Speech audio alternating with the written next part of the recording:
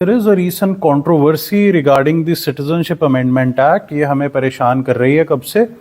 Let's talk about it. I'll try to summarize the whole issue within a few seconds, within a few minutes. Citizenship Amendment Act एक bill pass हुआ था. कब पास हुआ था? 2019 में पास हुआ था. किसने पास किया था? पार्लियामेंट ऑफ इंडिया ने पास किया था, क्योंकि कोई स्टेट कॉम्पिटेंट नहीं है.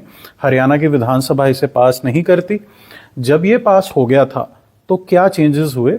इस बिल का एम या इस लॉ का एम यही था कि हम जो हमारे पड़ोसी मुसलमान मुल्क हैं, जो प्रिडोमिनेंटली मुस्लिम मेजॉरिटी कंट्रीज हैं, पाकिस्तान, अफगानिस्तान और बांग्लादेश टू बी एग्जैक्ट, उनके अंदर जो वहाँ के अल्पसंख्यक वर्ग हैं, that is the minorities, religious minorities in these countries. तो इस सिटीजनशिप अमेंडमेंट एक्ट क्या करता है? उनको उनकी जान का खतरा है पाकिस्तान में या बांग्लादेश में या अफगानिस्तान में.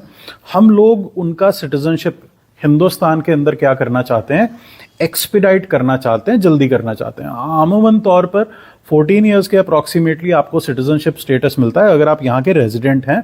ऑर्डिनरली रेजिडेंट अगर आप यहाँ के हैं, संविधान ऐसा बोलता है, कॉन्स्टिट्यूशन ऐसा बोलता है.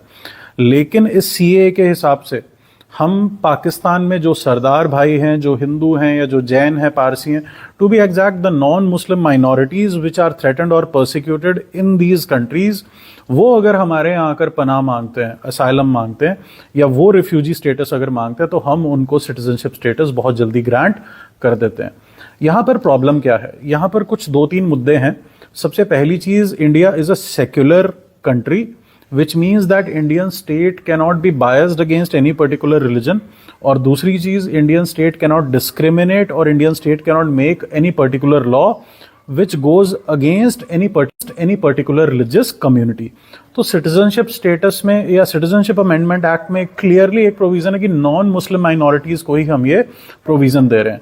सो this is one particular aspect जो may be it shall not withstand the scrutiny of the Supreme Court of India. तो एक ये अड़चन वहां आ सकती है, क्योंकि this matter is already sub judice in the honourable Supreme court.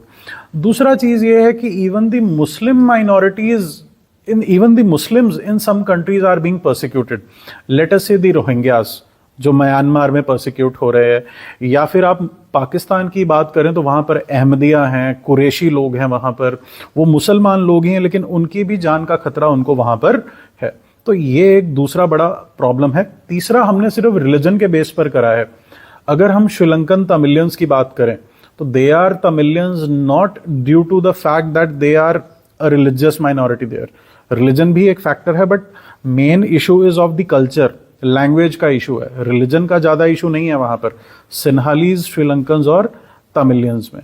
तो ये सारे फैक्टर्स हैं जिन फैक्टर्स के मद्देनजर रखते हुए जो उन लोगों को वहां पर खतरा है, उनको हम ये करना चाह रहे हैं. Let's see what the things unfold. अभी नोटिफिकेशन आया है, इसका मतलब ये है कि जो लॉ 2019 में पास हुआ था, उस लॉ को इम्प्लीमेंट करने के लिए रूल्स एंड रेगुलेशंस जो एग्जीक्यूटिव को अप्लाई करने होते हैं, वो अभी नोटिफिकेशन में 2024 में आए हैं. This is the whole issue with respect to CAA, the whole controversy with respect to citizenship amendment.